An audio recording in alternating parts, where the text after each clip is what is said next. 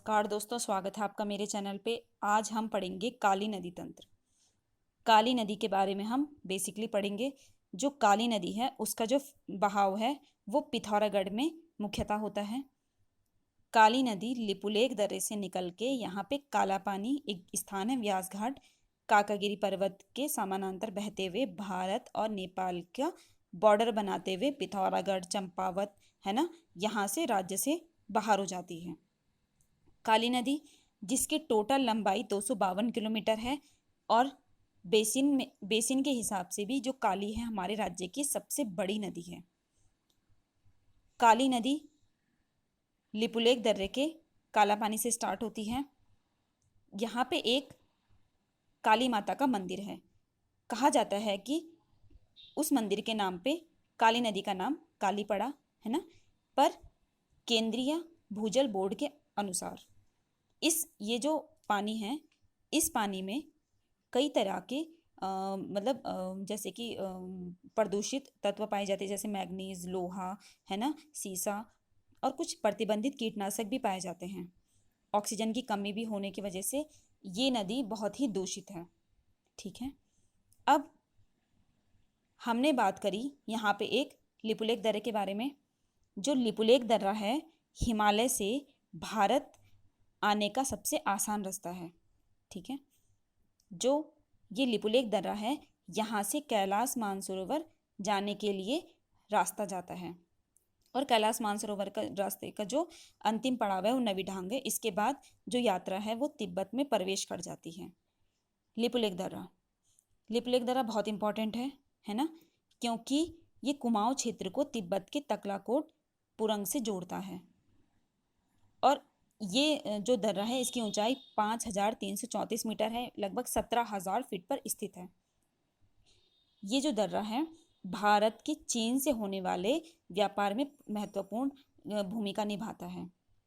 अब हम थोड़ा कैलाश मानसरोवर यात्रा के बारे में पढ़ेंगे। जो कैलाश मानसरोवर यात्रा है वो सबसे महत्वपूर्ण यात्रा है हिंदुओं की। वो प्रतिवर्ष जून के प्रथम सप्ताह से सितंबर के अंतिम माह तक चलती है ना। ये जो यात्रा है, ये इसका जो आयोजन किया जाता है भारतीय विदेश मंत्रालय और कुमाऊं मंडल विकास निगम के द्वारा किया जाता है।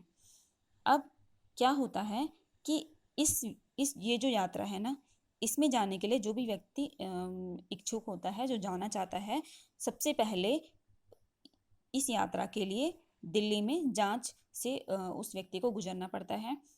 प्रत्येक व्यक्ति की जो समयावधि होती है इस यात्रा में जाने की 40 दिन की होती है। अब यहाँ पे जब यहाँ से क्या होता है कि जो ये यात्रा है वो वहाँ चल जाती, कैलाश मानसरोवर चली जाती है। यहाँ पे शिवलिंग की तरह एक कैलाश शिखर है। पर्वत के जो जितने भी पत्थर हैं वो काले रंग के हैं। यहाँ पे कोई मंदिर नहीं है, ठीक है, बस एक पर्वत है जिसकी पूजा की जाती है। यहाँ पे मानसरोवर झील में स्नान करके इस शिवलिंगाकार कैलाश पर्वत के चारों ओर परिक्रमा की जाती है। क्लियर। अब इसके बाद हमने बात करी जैस्कर श्रेणी। जो जैस्कर श्रेणी है उसका फैलाव पूरा यहाँ तक है ना। तो जिसके पश्चिमी ढाल से कौन निकलती है? काली नदी निकलती है। जो जैस्कर श्रेणी है वो एक मोड़दार पर्वत श्रेणी है जो कि हिमालय के समानांतर जिसका फैलाव है, जिसके उत्तर में लद्दाख और दक्षिण में महान हिमालय के बीच में ये जैस्कर श्रेणी स्थित है। इसके सबसे ऊंची चोटी कौन सी है? कॉमेट, जिसकी ऊंचाई 7,756 मीटर है। क्लियर है आपको? अब आते हैं हम सहायक नदियों के बारे में। सबसे पहले कुठियांगटी, जो कि जैस्कर श्रेणी से निकलती है और गुंजी में काली नदी से मिल जाती है। गुंजी एक छोटा सा गांव है जो कैलाश मानसरोवर यात्रा के बीच में पड़ता है। अब कुठियांगटी की कुछ सहायक नदियां भी हैं, जैसे संगचुमना, थुमना, निरकुट। क्लियर। तो ये काली नदी में गुंजी में कौन मिल जाती है? कुठियांगटी सबसे पहली सहायक नदियां भी है। और इसके बाद तवा घाट या शालपद में पूर्वी धौलीगंगा काली नदी से मिल जाती है। जो पूर्वी धौलीगंगा है वो गोवान खना हिमनद से निकलती है। यहाँ पे एक परियोजना भी है पूर्वी धौलीगंगा पे। पूर्वी धौलीगंगा की जो सहायक नदी है वो है दारमा, है ना, लिसरदारमा, नांदारमा, सेलयांगटी, कंचुतिच। तो ये पूर्वी धौलीगंगा की सहायक नदियां हैं जो कि तवा घाट स्यालपद में काली नदी से मिल जाती है। इसके बाद आता है जौलजीबी। मैं आपको जितने भी ये संगम हो रहे हैं, मैं आपको इनके बारे में जो भी बेसिकली इंपॉर्टेंट फैक्ट्स वो बताते जा रही हूँ, ठीक है। इसके बाद आता है जौलजीबी। जौलजीबी में एक मेला भी लगता है ना। ये जो मेला है इसकी शुरुआत विजेंद्र बहादुर द्वारा 1914 में की गई थी और प्रति वर्ष 14 नवंबर को यहाँ पे मेला लगता है। इस मेले में कुमाऊं के और जो नेपाली या तिब्बत लोग होते हैं उसकी मतलब एक सांस्कृतिक झलक दिखती है, क्योंकि ये लोग अपने जितने भी मतलब पारंपरिक जो भी वस्तुएं होते हैं उनका व्यापार करते हैं, है ना। हमारे कुमाऊं के लोग अपना करते हैं। तो यहाँ पे एक सस्पेंशन पुल है, तो मतलब यहाँ पे यहाँ के लोग अपने जितना भी बाजार ये लगाते हैं। और इस तरफ नेपाल की जो भी मतलब तिब्बत के वासी हैं वो लोग अपना व्यापार करते हैं। बहुत सांस्कृतिक मतलब एक बहुत बढ़िया मेला है ये, ठीक है। अब जौलजीबी में मिलम से आती है गौरी गंगा, जो कि जौलजीबी में काली नदी से मिल जाती है। गौरी गंगा की सहायक नदी है सुनकल्पा, मदकानी और रमलगाड़। क्लियर। इसके बाद आ जाइए पंचेश्वर। याद रखना आप लोग, पंचेश्वर में सरयू और काली का संगम होता है। पंचेश्वर में एक परियोजना भी है 6840 मेगावाट की, और ये भारत और नेपाल की संयुक्त परियोजना है। अब इससे पहले रामेश्वरम में सरयू नदी से कौन मिलती है? पूर्वी रामगंगा, जो कि नामिक और पौंटिंग हिमनद के बीच में से आती है। क्लियर। अब इसके बाद ये जो सरयू नदी है वो बागेश्वर के सरमूल नामक स्थान से निकलती है। और सरयू नदी कुमाऊं की सबसे महत्वपूर्ण नदी है, सबसे इम्पोर्टेंट नदी है, पवित्र नदी है। सरयू नदी सरमूल से निकलती है और बागेश्वर में गोमती नदी से अपना संगम बना देती है। इसके बाद काकरी घाट में पनार नदी मिलती है।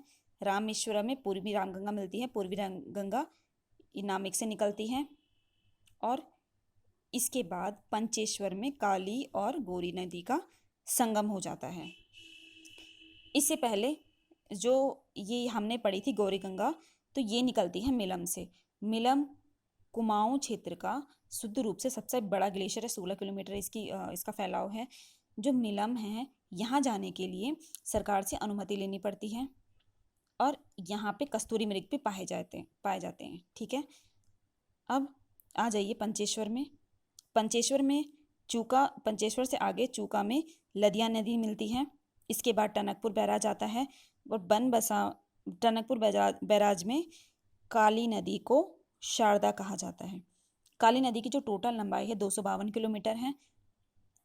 टनकपुर के बाद काली नदी को शारदा बोला जाता है, और यहाँ पे एक शारदा नहर भी है जिसका निर्माण 1928 तक हो चुका था। तो होप्सो आपको काली नदी से रिलेटेड जो भी महत्वपूर्ण फैक्ट्स हैं आपको क्लियर हो गए होंगे। मैं आपको काली नदी में जो भी संगम हैं, जो भी प्रमुख नगर हैं, उनके बारे में थोड़ा बताती हूँ। सबसे पहले है मदनकोट जौहार, जहाँ पे गौरी गंगा और मदकनिया मिलती हैं। जौलजीबी, जहाँ पे गौरी और काली नदी मिलती है। तालेश्वर, जहाँ पे काली और कटिपानी गाड़ मिलती है। रामेश्वरम, जहाँ पे सरयू और पूर्वी रामगंगा मिलती है। पंचेश्वर, जहाँ पे काली सरयू का संगम होता है। काली नदी के किनारे कुछ प्रमुख नगर हैं, जैसे कि गुंजी, बुद्धि, मपिला, जिप्ती, तवाघाट, धारचूला, जौलजीबी, झूला घाट, टनकी, टनकपुर, बनबसा। क्लियर। तो होप्सो आपको काली नदी से रिलेटेड जो भी फैक्ट्स हैं क्लियर हो चुके होंगे। Thanks for watching.